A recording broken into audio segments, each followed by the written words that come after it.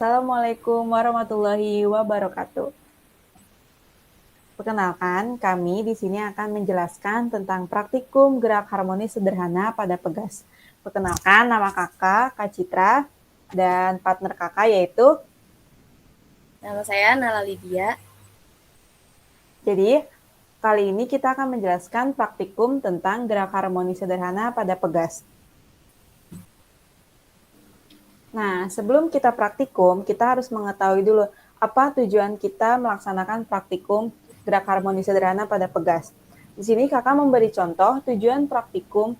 Tujuan praktikumnya yaitu praktikan dapat menganalisis faktor-faktor yang mempengaruhi nilai konstanta suatu pegas. Dari tujuan tersebut, kita mengambil hipotesis yaitu faktor-faktor yang mempengaruhi nilai konstanta pada pegas diantaranya adalah massa beban. Nah, mungkin kalian nanti saat melakukan praktikum, kalian bisa menemukan tujuan-tujuan yang lain beserta hipotesisnya. Lanjut. Nah, dasar teori untuk praktikum kali ini, yang pertama itu ada gerak harmonis sederhana. Gerak harmonis sederhana adalah gerak di mana sebuah objek bergetar atau berosilasi secara bolak-balik pada lintasan yang sama. Yang kedua ada hukum Hooke. Besarnya gaya Hooke ini akan berbanding lurus dengan perubahan panjang pegas. Yang ketiga ada konstanta pegas. Konstanta pegas ialah nilai yang menunjukkan kekakuan suatu pegas.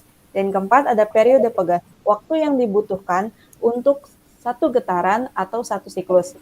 Nah, saat melakukan praktikum nanti, kalian harus menambahkan dasar teori yang sudah ada. Lanjutnya. Nah, ini adalah alat dan bahan yang digunakan saat kita praktikum offline, yaitu ada statif, ada pegas. Sini kita menggunakan dua pegas, yaitu pegas yang berdiameter besar dan kecil. Ada mistar atau penggaris, ada beban, dan stopwatch.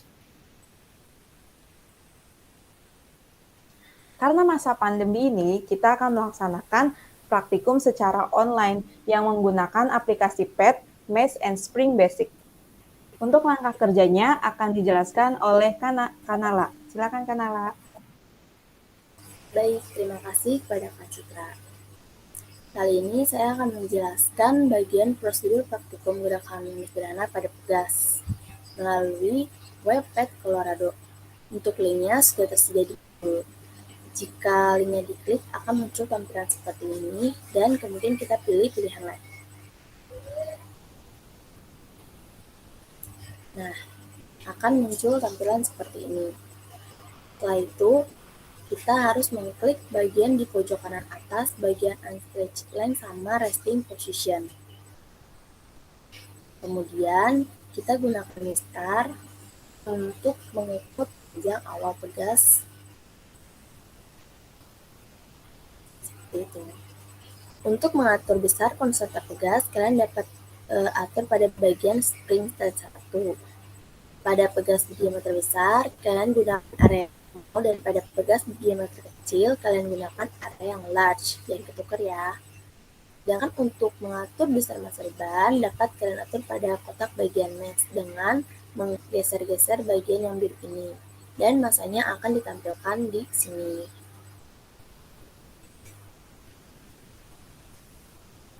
Untuk percobaan kedua, perlu kalian ingat, konstanta yang digunakan harus seperti pada konstanta pegas percobaan 1. Maksudnya, apabila pada percobaan ke-1 kalian menggunakan garis pertama untuk area small pada pegas berdiameter besar, maka pada percobaan kedua pegas diameter besar kalian juga menggunakan garis pertama pada area small. Begitupun pada yang area large untuk pegas berdiameter kecil.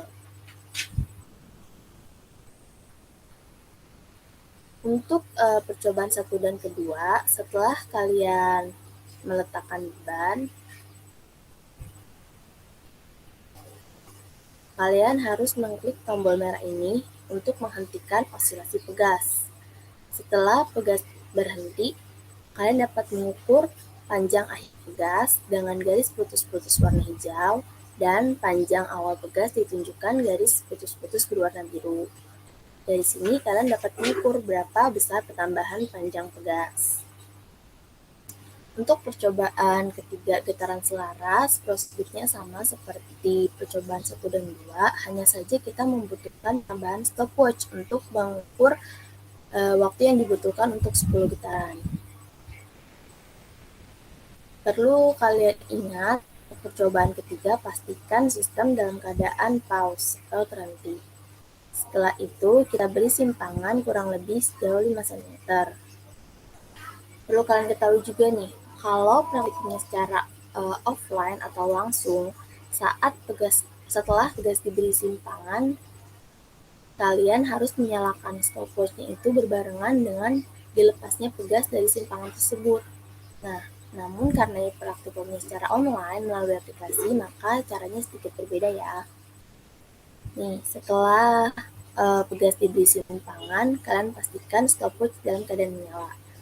Setelah itu, kalian play dan hitung waktu sebanyak getaran, baru kalian hentikan stopwatch-nya seperti itu.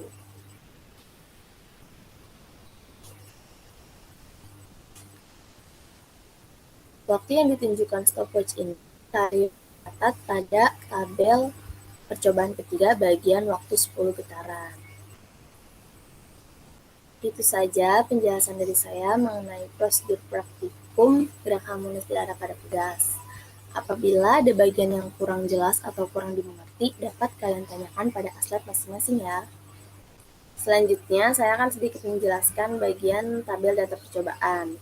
Karena ada 3 percobaan dan masing-masing percobaan ada 2 tabel, jadi ada 6 buah tabel yang harus kalian isi. Saya akan menjelaskan bagian tabel percobaan kedua. Untuk bagian konstanta, yang kalian isi adalah konstanta yang kalian dapat dari rata-rata konstanta dari percobaan 1. Nih, misalnya pada tabel pegas berdiameter besar percobaan kedua, konstanta yang kalian isi di sini adalah konstanta yang kalian dapat dari tabel 1 pegas berdiameter besar percobaan 1. Dari sini nih rata-ratanya. Begitupun pada tabel kedua dari percobaan kedua. Konstanta yang kalian isi di sini adalah konstanta yang kalian dapatkan dari sini, dari tabel 2 percobaan 1, seperti itu. Nah, kemudian pada percobaan kedua ini, kalian membahas apakah massa dari beban kecil pada tabel 1 sama dengan massa dari beban kecil pada tabel 2. Nah, kalian juga jelaskan alasannya mengapa sama atau jika berbeda, mengapa berbeda. Penjelasan ini dapat kalian tuliskan pada bagian pembahasan. Kemudian, untuk tabel percobaan 3, massa yang digunakan akan sama seperti percobaan 1. Nah, waktu 10 getaran ini adalah waktu yang ditampilkan stopwatch pada Pet Colorado. Setelah mendapat waktunya, kalian akan menghitung periodenya. Nah, untuk bagian ini kalian juga harus memasukkannya ke dalam pembahasan, yaitu kalian membandingkan apakah rata-rata yang diperoleh pada tabel 1 percobaan 3 sama dengan rata-rata yang kalian peroleh dari tabel 1 percobaan 1. Begitupun pada tabel 2 dari percobaan 3, apakah sama dengan tabel kedua pada percobaan 1? Jika sama, mengapa? Dan jika berbeda juga mengapa? Kalian tuliskan dalam bagian pembahasan. Itu saja penjelasan dari saya. Selanjutnya saya kembalikan kepada Kak Citra. Itu tadi penjelasan langkah kerja saat menggunakan Pet Colorado yang akan kita gunakan untuk praktikum gerak harmonis sederhana pada pegas.